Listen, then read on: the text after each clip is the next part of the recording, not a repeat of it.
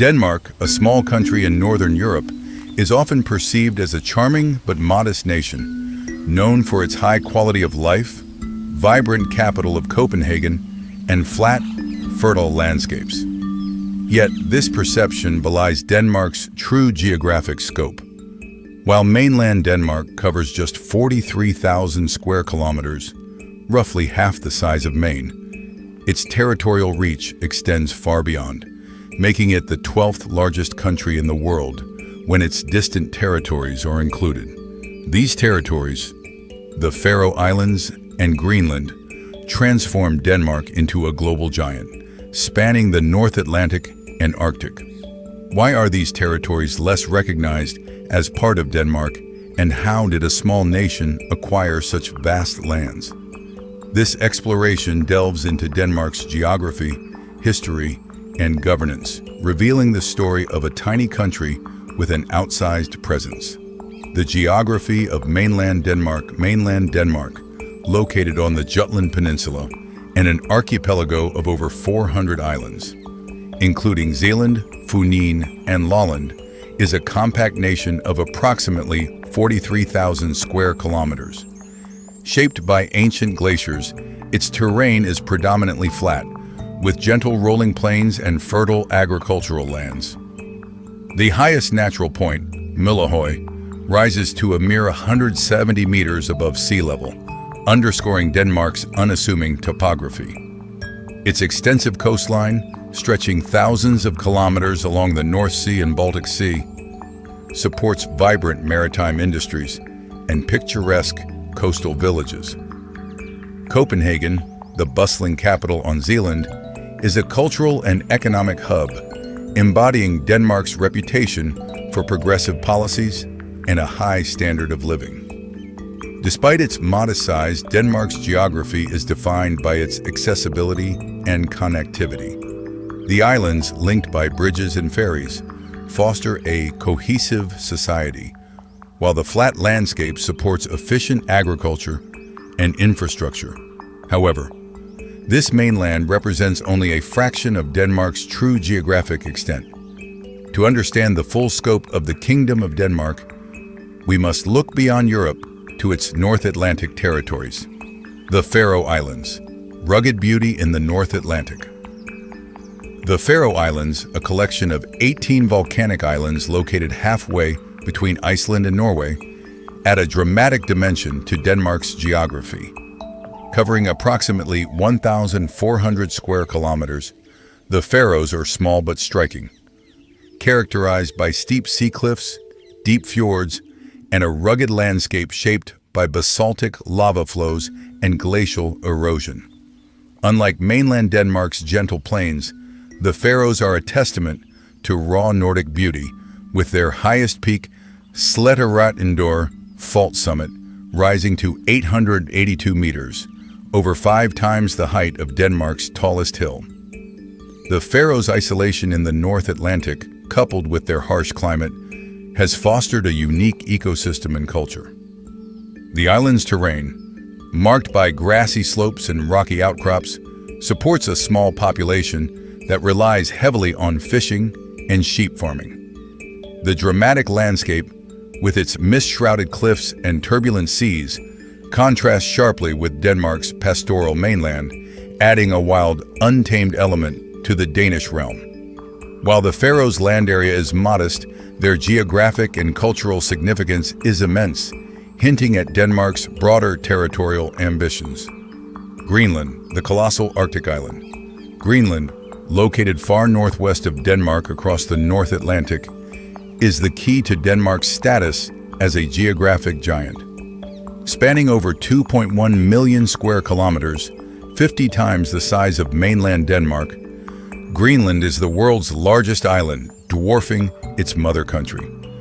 Its landscape is dominated by the Greenland ice sheet, the second largest ice cap on Earth, which covers nearly 80% of the island with an average thickness of 1,500 meters and peaks reaching 4,300 meters. This colossal ice mass obscures much of Greenland's surface, leaving only a narrow, ice-free coastal strip where settlements cling to rugged mountainous terrain. Greenland's highest peak, Gunnbjørnfjeld, stands at 3,694 meters in the eastern coastal range, a towering contrast to Denmark's modest hills. The island's fjords, carved by ancient glaciers, and its active ice sheets, which calve massive icebergs into the Arctic Ocean, create a landscape of extreme beauty and formidable scale. Greenland's Arctic climate, with long, harsh winters and brief summers, shapes a challenging environment where human habitation is concentrated in coastal communities, like Nuuk, the capital.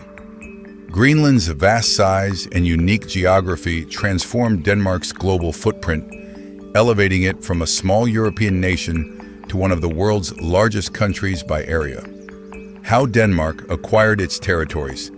How did a small nation like Denmark come to control such vast and distant territories? The answer lies in the medieval history of Nordic exploration and geopolitical maneuvering.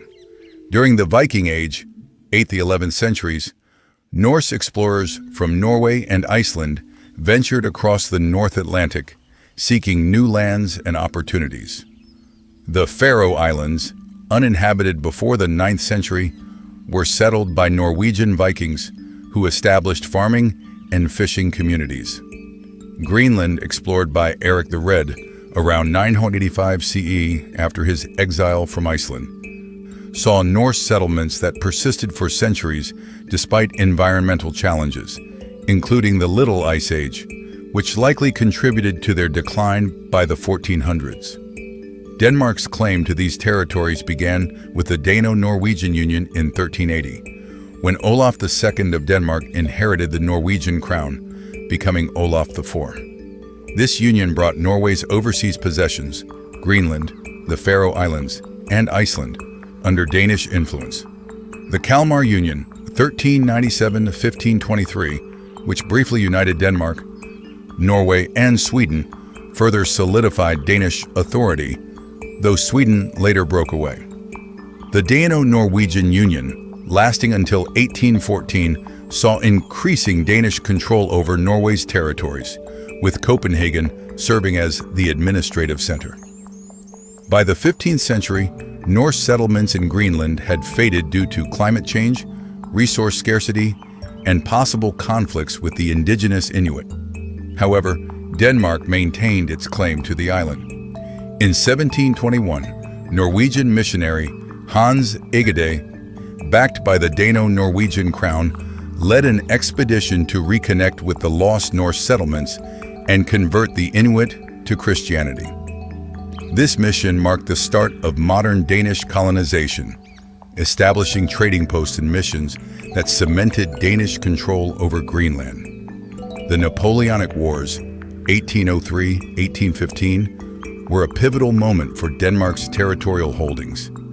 Allied with Napoleon, Denmark-Norway faced defeat, and the 1814 Treaty of Kiel forced Denmark to cede Norway to Sweden. Crucially, the treaty stipulated that Norway's North Atlantic dependencies, Greenland, the Faroe Islands, and Iceland, would remain with Denmark. This decision, influenced by British strategic interests to limit Sweden's power, ensured that Denmark retained these vast territories despite losing Norway. Iceland later gained independence in 1944, but Greenland and the Faroe Islands remained integral to the Danish realm, shaping Denmark's modern geographic identity. The Kingdom of Denmark, a unique governance structure. The Kingdom of Denmark is a constitutional monarchy that unites three distinct entities: mainland Denmark, the Faroe Islands, and Greenland. This arrangement, formalized by the Danish Constitution of 1953, balances direct sovereignty with extensive self-governance, creating a delicate but effective system. Denmark proper, with a population of approximately 6 million, operates as a highly developed European nation with a parliamentary system led by a prime minister and a ceremonial monarch, currently King Frederik Olsen. The Faroe Islands and Greenland, with populations of about 50,000 each, enjoy significant autonomy under Home Rule agreements established in 1948, Faroes, and 1979, Greenland. These agreements grant each territory its own parliament and government, with authority over domestic affairs such as taxation, education, healthcare, social welfare, housing, environmental protection, and fisheries, the economic backbone of both regions. Laws enacted by the Faroes and Greenlandic parliaments carry the same weight as Danish legislation, allowing policies tailored to their unique geographic and cultural needs. However, certain domains remain under Danish control, including constitutional matters, foreign policy, defense, the Supreme Court, and monetary policy, using the Danish krone. Even in these areas, cooperation is emphasized. Faroese and Greenlandic representatives participate in Danish delegations for international discussions, particularly on issues like Arctic affairs or fishing rights. Both territories also elect 2 representatives each to the Danish parliament, ensuring their voices are heard in Copenhagen. Economically, Denmark provides substantial annual block grants to support the Faroes and Greenland's welfare systems, though both territories aim to increase financial independence through economic diversification. The Faroes rely heavily on fishing, while Greenland is exploring mining and tourism to bolster its economy. Neither territory is part of the European Union. Despite Denmark's membership, the Faroes opted out in 1973 to protect their fishing industry, and Greenland withdrew in 1985 after gaining home rule, reflecting their distinct priorities. Why are Denmark's territories less known? The Faroe Islands and Greenland are often overlooked as part of Denmark due to their geographic distance and cultural distinctiveness. The Faroes, with their rugged Nordic landscape, and Greenland, with its Arctic vastness, contrast sharply with Denmark's temperate and flat terrain. Their small populations, combined just 100,000 compared to Denmark's 6 million, further reduce their visibility. Greenland's status as the world's least densely populated region, with vast uninhabited ice-covered expanses, adds to its perception as a remote frontier rather than a core part of Denmark. Historically, Denmark's administration of these territories was minimal until the modern era, and their autonomy under home rule reinforces their distinct identities. Culturally, the Faroes and Greenlandic peoples, with their Norse and Inuit heritages, differ from mainland Danes, fostering a sense of separateness. Additionally, global focus on Denmark often centers on Copenhagen's urban charm, overshadowing the wild, distant territories. Denmark's global significance. The Kingdom of Denmark's expansive geography, 2.2 million square kilometers, when including Greenland and the Faroes, places it among the world's largest countries by area, rivaling nations like India or Australia. Greenland's strategic importance in the Arctic, with its mineral resources and emerging shipping routes due to melting ice, elevates Denmark's geopolitical role. The Faroes, a key fishing hub, contribute to Denmark's maritime influence. Together, these territories make Denmark a bridge between Europe and the Arctic, with a unique blend of Nordic heritage and global reach. Denmark's story is one of contrasts, a small European nation with a colossal global footprint. Mainland Denmark's flat landscapes and vibrant cities belie the rugged beauty of the Faroe Islands and the vast icy expanse of Greenland, acquired through centuries of Nordic exploration and geopolitical twists. These territories transformed Denmark into a geographic giant.